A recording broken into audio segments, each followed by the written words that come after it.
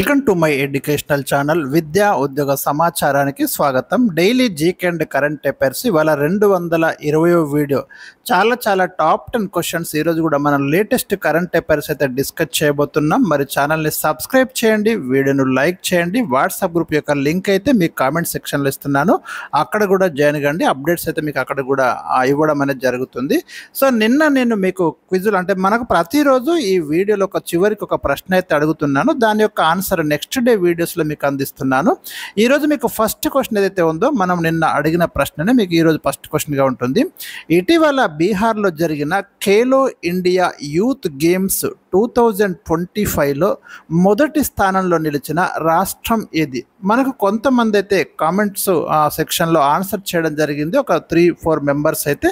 So మరి మహారాష్ట్ర మనకి first ప్లేస్లో ఉందండి 158 పథకాలతోటి. హర్యానా వచ్చేసి మనకు సెకండ్ ప్లేస్లో ఉంది. రాజస్థాన్ అయితే థర్డ్ ప్లేస్లో ఉంది, గుర్తుంచుకోండి.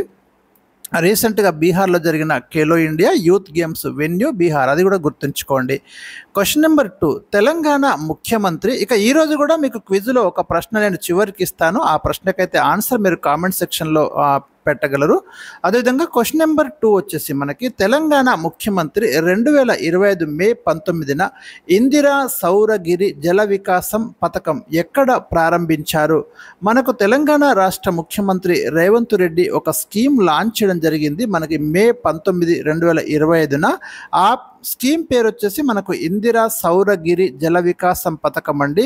నాగర్ కర్నూలు జిల్లా అమ్రాబాద్ మండలం మాచారంలో ఈ స్కీమ్ని అయితే లాంచ్ చేశారు. చాలా ఇంపార్టెంట్ అండి. ఇలాంటి స్కీమ్స్ ఎక్కడైతే లాంచ్ అవుతాయో ఆ వెన్యూ అయితే మనకు ప్రశ్న వస్తుంది. దీని ఉద్దేశం ఏంటంటే ఈ ప్రోగ్రాము రాష్ట్రంలో పోడు భూములు ఎవరికైతే మరి గిరిజనులకి పట్టాలు ఇవ్వడం జరిగిందో రికార్డ్ ఆఫ్ ఫారెస్ట్ రైట్స్ కింద ఆ పట్టా భూములను వ్యవసాయ యోగ్యంగా తీర్చిదిద్ది మెరుగైన ఉత్పాదకత సాధించేలా ప్రభుత్వం ఈ పథకాన్ని ఇంప్లిమెంట్ చేయబోతుంది, గుర్తుంచుకోండి. దాదాపు మీకు విద్యుత్ సౌకర్యం లేని 6 లక్షల ఎకరాలకు ఈ పథకాన్ని అయితే వర్తింపజేస్తారు. క్వశ్చన్ నెంబర్ 3, 2025 మే 19న ఇస్రో ప్రయోగించిన ఏ ఉపగ్రహ ప్రయోగం ఇటీవల విఫలమైంది? రీసెంట్గా మనకు ఒక ఉపగ్రహం అయితే మరి నిర్దేశిత కక్షను చేరుకోకుండా ఫెయిల్యూర్ అయిందండి. అది మనకు PSLV C61 రాకెట్ ద్వారా మనము EOS 09 శాటిలైట్ను ప్రయోగించినాము, కానీ ఇదైతే లక్ష్యాన్ని చేరలేక మరి ఫెయిల్యూర్ కావడం జరిగింది. గుర్తుంచుకోండి, ఫెయిల్యూర్ అయినవి కూడా అడుగుతాడు, ఎందుకంటే PSLV మోస్ట్ సక్సెస్ఫుల్ రాకెట్, ఇస్రోకు సంబంధించి చాలా ఉపగ్రహాలని విజయవంతంగా తీసుకెళ్ళింది, కానీ 3 ఫెయిల్యూర్ అయినాయి, అందులో ఇదొక్కటండి. ఈ రీసెంట్ శాటిలైట్ని కూడా తీసుకెళ్ళలేక మరి అది ఫెయిల్యూర్ కావడం జరిగింది ఒకటి. సో అది గుర్తుంచుకోండి మీరు. మనం ఫస్ట్ టైం 1993 సెప్టెంబర్ 20న ఈ PSLV వాహక నౌకను ఉపయోగించి ఒక ఉపగ్రహాన్ని ప్రయోగిస్తే అక్కడ కూడా ఫస్ట్ టైం ఫెయిల్యూర్ అయింది. PSLV D1 రాకెట్ అండి, అది గుర్తుంచుకోండి. ఫస్ట్ 1993లో ఫస్ట్ ఫెయిల్యూర్ అయింది, కానీ చాలా విజయవంతమైనటువంటి రాకెట్ ఇది. పోలార్ శాటిలైట్ లాంచింగ్ వెహికల్ అంటాము.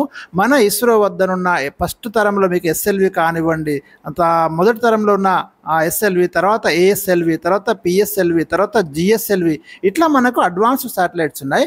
అందులో మోస్ట్ సక్సెస్ఫుల్ రాకెట్స్ ఉన్నాయి. అందులో మోస్ట్ సక్సెస్ఫుల్ రాకెట్ ఏంటంటే PSLV. కనుక 3 ఎక్స్పెరిమెంట్స్ అయితే మనకు ఫెయిల్యూర్ కావడం జరిగింది రీసెంట్గా. అదొకటి ఫస్ట్ అయితే ఇక్కడ ఫెయిల్యూర్. తొలి విజయం ఫస్ట్ సక్సెస్ ఎప్పుడు వచ్చిందంటే మనకు PSLV 1994 అక్టోబర్ 15న PSLV D2ను విజయవంతంగా ప్రయోగించింది. ఇంకా అప్పటి నుంచి చాలా సక్సెస్ఫుల్ రాకెట్ అండి ఇది, గుర్తుంచుకోండి. కొన్ని ఫెయిల్యూర్సే మనకు కనిపిస్తాయి ఇక్కడ. ఇప్పటికే 63 ప్రయోగాలు జరిపితే 3 మాత్రమే విఫలమయ్యాయి. క్వశ్చన్ నెంబర్ 4, 2024-25 ఆర్థిక సంవత్సరంలో మన దేశం నుంచి ఎక్కువగా ఎగుమతి అయిన వస్తువుల్లో ఏవి అగ్రస్థానంలో ఉన్నాయి? ఇక్కడ 4 ఆప్షన్స్ ఇచ్చాను మీకు. Diamonds, textile products, computers, smart phones. Right answer మీరు ఎక్స్పెక్ట్ చేయండి. అంటే 2024-25 ఫైనాన్షియల్ ఇయర్లో ఇండియా నుంచి ఎక్స్పోర్ట్ అయిన వస్తువులలో ఏవి టాప్లో ఉన్నాయి? ఇది చాలా ఇంపార్టెంట్ క్వశ్చన్ అండి, మీరు గుర్తుంచుకోండి. ఎక్స్పెక్టెడ్ క్వశ్చన్ ఇది. రీసెంట్ లేటెస్ట్ డాటా మనకు అందుబాటులోకి వచ్చింది. కేంద్ర వాణిజ్య పరిశ్రమల శాఖ ఈ డాటా రిలీజ్ చేయడం జరిగింది. సో రైట్ ఆన్సర్ వచ్చేసి మనకు స్మార్ట్ ఫోన్స్ అండి. 55% వృద్ధితోటి $24.14 బిలియన్ మనకు చేరింది. ఇండియా స్మార్ట్ ఫోన్స్ని చాలా ఎగుమతి చేస్తుంది. అమెరికా, నెదర్లాండ్స్ లాంటి దేశాలకు కూడా ఎగుమతి చేస్తుంది. ఎందుకంటే మన దగ్గర ఆయా కంపెనీలు, మల్టీనేషనల్ కంపెనీలు యూనిట్స్ పెట్టి ఇక్కడ అసెంబ్లీ చేస్తున్నాయి. స్మార్ట్ ఫోన్స్ను. సో అవి మనం ఎగుమతి చేస్తున్నాం ఇక్కడ, అది గుర్తుంచుకోండి. క్వశ్చన్ నెంబర్ 5, 2024-25 ఆర్థిక సంవత్సరంలో సముద్ర ఉత్పత్తుల ఎగుమతుల్లో ప్రపంచంలో భారతదేశం ఎన్నో స్థానానికి చేరింది, ఎన్నో ప్లేస్లో ఉంది? ఇది కూడా చాలా ఇంపార్టెంట్ అండి.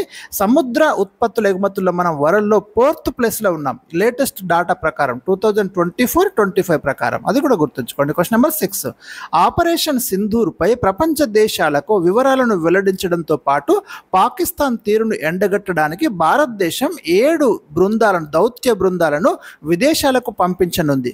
ఈ పర్యటనల యొక్క నినాదం ఏమిటి? ఇది ఒక ప్రశ్న అండి, రైట్? డిఫరెంట్ క్వశ్చన్ ఇది. మనం పంపిస్తున్నాము, 7 దౌత్య బృందాలు వెళ్తున్నాయి. అవి మొత్తం 32 దేశాలు, అదేవిధంగా EU ప్రధాన కార్యాలయానికి కూడా వెళ్ళి రీసెంట్గా జరిగిన పహల్గామ్ ఇన్సిడెంట్, ఆపరేషన్ సింధూరు, పాకిస్తాన్ యొక్క ప్రవర్తన అయితే మరి అక్కడ చెప్పడానికైతే వెళ్తున్నాయి. వీటి యొక్క ఈ పర్యటనల సందేశం ఏంటంటే ఒకే లక్ష్యం, ఒకే సందేశం, ఒకే భారత్ పేరుతోటి, ఈ స్లోగన్ తోటి ఈ పర్యటనలు సాగనున్నాయి. మనకు ప్రశ్న అంటూ వస్తే ఖచ్చితంగా ఇక్కడ ఫోకస్ చేస్తాడు ఎగ్జామినర్, గుర్తుంచుకోండి. ఇది ఎవరు అంటే చదవరు జనరల్ స్టూడెంట్స్, కానీ ఇక్కడే మనకు ప్రశ్న ఎదురవుతుంది. క్వశ్చన్ నెంబర్ 7, ఇటీవల టెస్ట్ క్రికెట్ ఫార్మాట్కు వీడ్కోలు పలికిన విరాట్ కోహ్లీ 123 టెస్ట్ మ్యాచెస్లో మొత్తం ఎన్ని పరుగులు పూర్తి చేశాడు? 9230 రన్స్ అయితే పూర్తి చేసి రీసెంట్గా రిటైర్మెంట్ ప్రకటించాడని టెస్ట్ మ్యాచ్లకు, గుర్తుంచుకోండి విరాట్ కోహ్లీ. క్వశ్చన్ నెంబర్ 8, ఆంధ్రప్రదేశ్ మహిళా కమిషన్ చైర్మన్గా ఇటీవల ఎవరు నియమితులయ్యారు? రాయపాటి శైలజ రీసెంట్గా మనకు ఆంధ్రప్రదేశ్ మహిళా కమిషన్ చైర్మన్గా అపాయింట్ కావడం జరిగింది. క్వశ్చన్ నెంబర్ 9, జాతీయ ఆయుర్వేద దినోత్సవాన్ని ఇక నుండి ప్రతి సంవత్సరం ఏ తేదీన జరుపుకుంటారు? 2025లో ఇది ఫిక్స్ అయిందండి. ఈ డేటు సెప్టెంబర్ 23ను ఇక నుంచి జాతీయ ఆయుర్వేద దినోత్సవంగా జరుపుకోబోతున్నారు. క్వశ్చన్ నెంబర్ 10, పాకిస్తాన్లోని ఏ ప్రావిన్స్ ఇటీవల తాము పాక్ నుండి విడిపోయి ప్రత్యేక దేశంగా ఏర్పడినట్లు ప్రకటించింది?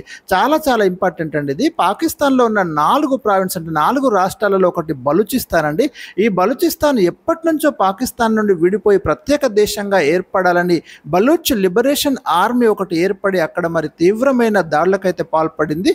మొత్తం మీద మేము స్వతంత్ర దేశంగా ఏర్పడ్డామని రీసెంట్గా ఒక అనౌన్స్మెంట్ అయితే ఇచ్చింది బలూచిస్తాను. కానీ మరి బలూచిస్తాన్ ఏ దేశం ఇప్పటికైతే గుర్తించలేదు. ఒకవేళ అది భవిష్యత్తులో ఏదైనా దేశాలు బలూచిస్తాన్ని ప్రత్యేక దేశంగా గుర్తించి అక్కడ రాయబార కార్యాలయాలు ఓపెన్ చేయడము, అలా యుఎన్ఓ కూడా గుర్తింపునివ్వడం జరిగితేనే అది ఒక ప్రత్యేక దేశంగా మనుగడ సాగుతుంది. లేదంటే మాత్రం కష్టం. మరి రీసెంట్గానైతే మనకి ఇది వార్తల్లోకి వచ్చింది. ఎప్పటి నుంచో బలూచిస్తాన్ తమ యొక్క అస్తిత్వం కోసం అయితే ఒక తీవ్రమైన పోరాటం చేసి రీసెంట్గా మనకు పాకిస్తాన్ నుంచి మేము విడిపోయామని ఒక అనౌన్స్మెంట్ ఇచ్చింది. కానీ మరి ఒక సపరేట్ దేశంగా ప్రపంచం గుర్తిస్తే తప్ప దీని ఉనికి అనేది అంటే అదొక దేశంగా మనుగడ అనేది ఉండదు అనేది మనం ఇక్కడ గమనించాలి. సో ఇవి ఈరోజు ప్రశ్నలు. ఇక ఈరోజు నేను ఇచ్చే మీకు క్విజ్ క్వశ్చన్, నేటి క్విజ్ ప్రశ్న వచ్చేసి ఇస్రో రాకెట్ 2వ లాంచింగ్ కేంద్రాన్ని 2026 నాటికి ఎక్కడ నిర్మించనుంది?